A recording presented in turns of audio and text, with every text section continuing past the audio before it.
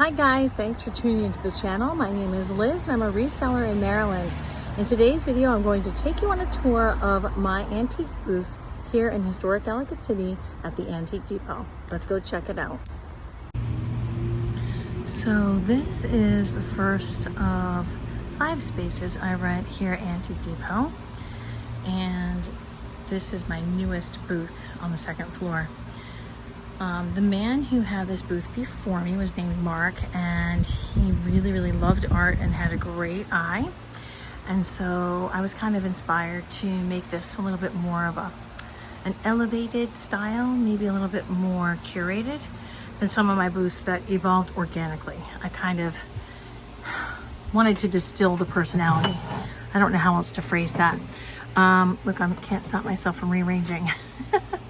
So I felt that I wanted to put my studio pottery in here. One-of-a-kind pieces like this really cool. I think it's a shrimp plate. It's raku, I think. And I do have a couple of pieces of raku in here. That dark bottom that we've talked about in some of the videos.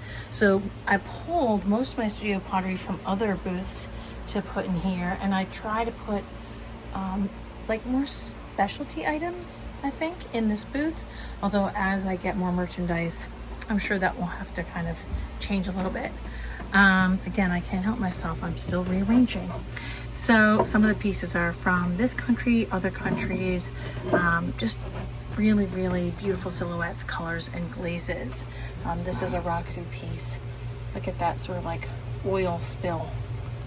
Rainbow of colors. I just love that. And you might have seen this in that recent video, the one, what was that one called? Wild Estate Sales. That's where I got that one. So check out that video. Now, in addition to that, when I first started YouTube, one of the first videos I made was called Haunted Antique Store. And you might want to check that out because 2 of my booths are on what I call Haunted Alley. Now, this isn't really like anything too scary over here, but just strange occurrences. So do with that what you will. Everyone's entitled, of course, to their own beliefs. And I only mention it because in the video, I tell the stories of many different people's experiences that they couldn't explain. So it's an interesting video, regardless of what your beliefs are. And you get a little bit of a tour of the booths in Haunted Alley from about a year ago, so you can see how things changed. So if you look out these windows, we're right across from the railroad tracks. There are a few trains a day. This is the Baltimore and Ohio Railroad. This used to be an actual stop. You can tell it looks like a train station. See? There's a little museum in there, and you can take your kids to go in the little red caboose, and when the trains go by, it has this certain effect. It just makes you feel really nostalgic somehow. So yeah, so this booth is still evolving, but I've been really enjoying being a little more deliberate with what I put in it. So come on down to Antique Depot. They're open every day, 10:30 to 6 at 3720 Maryland Avenue in historic Ellicott City, Maryland.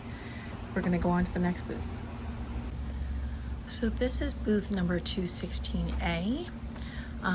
This was the second booth I got here. It's a small booth, but it is very sunny. The only bad part about it, actually it's not even a bad thing, is that we call this the haunted booth. I do have a video with a lot of the stories that have come to me, either through my own experience or the experience of my friends and sort of colleagues here. And you might want to check out that video, and a lot of the encounters happened right around here. So this booth sort of reminds me of my childhood, I guess.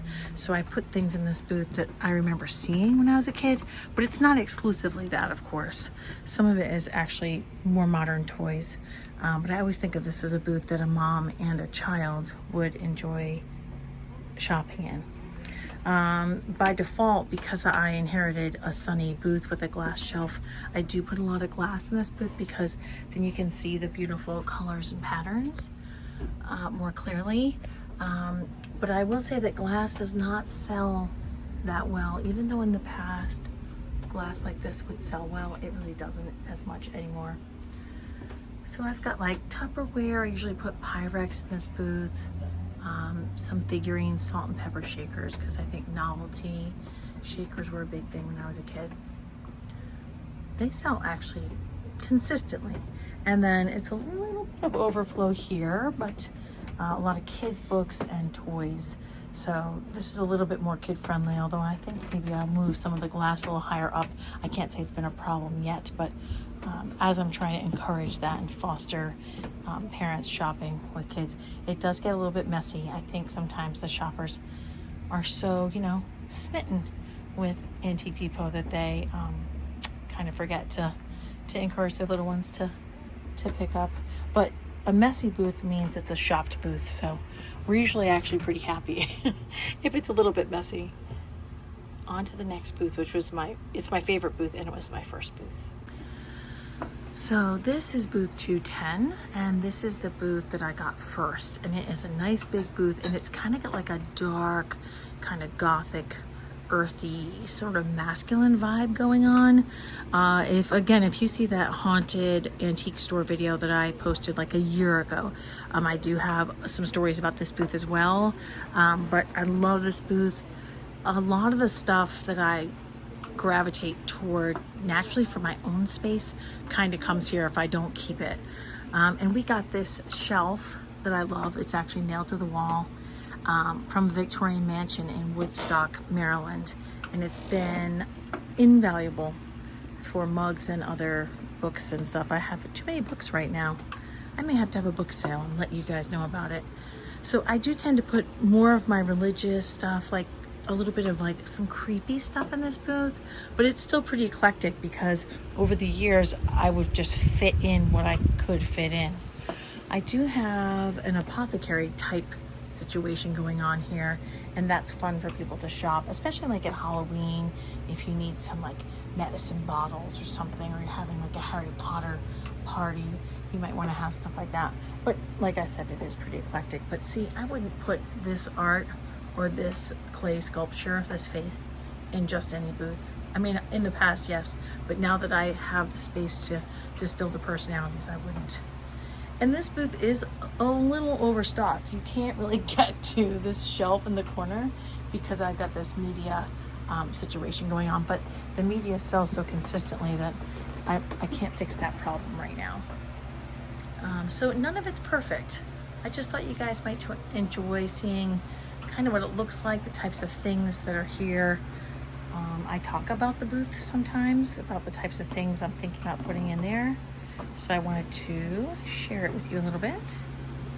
And I do think this is stuff that sometimes I think my dad would buy, or I would be drawn to at the flea market when I would go with my dad when I was little. And so if I have skulls, I tend to put them in this booth. Okay, on to the next. So this is one of my newer booths.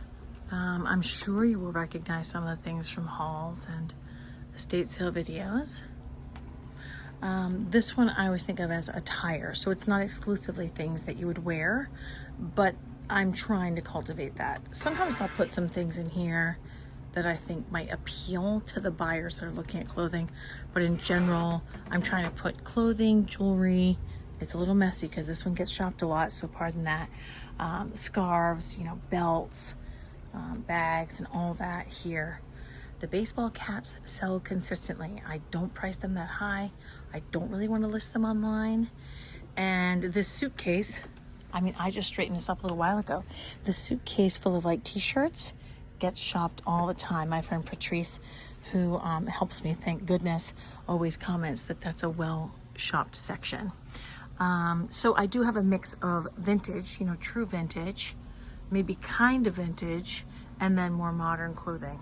And it all sells, consistently. I don't even know if the vintage sells more than the modern, but look at this little vintage shirt. I just think this shirt is great.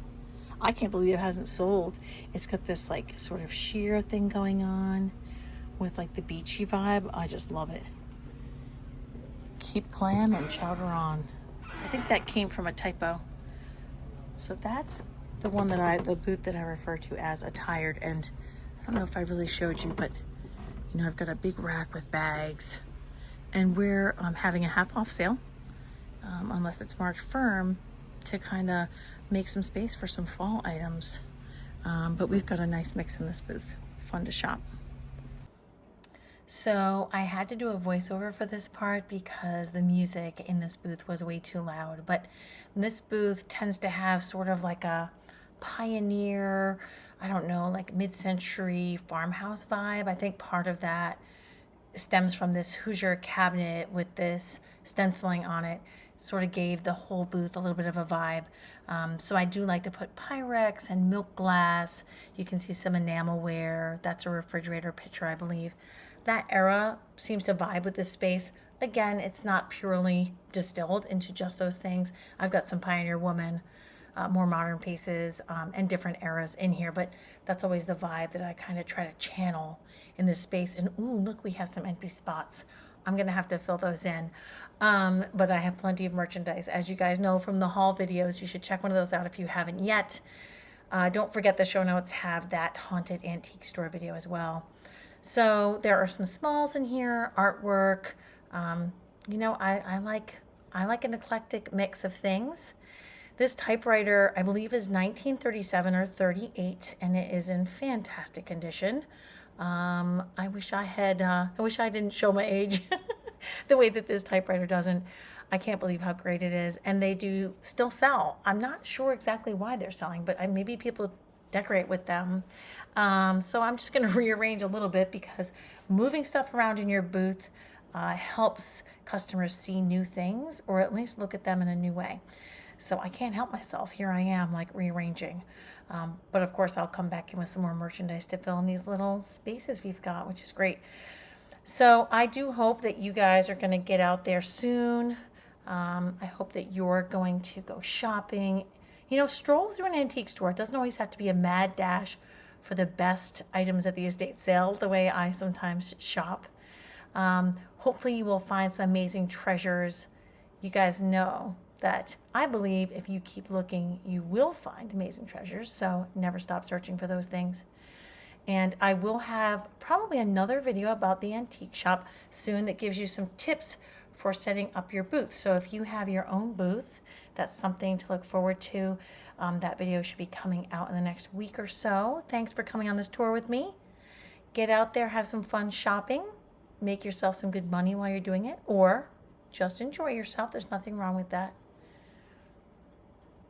Just showing you how eclectic this booth really is. I do like this mid-century barware. And you know, this Costa Boda bowl, that big blue bowl, is a little bit more modern. But anyway, I do hope I will see you guys here again soon. Please leave me a like, a comment, or consider subscribing if you haven't done so. And I will see you guys soon with a new video.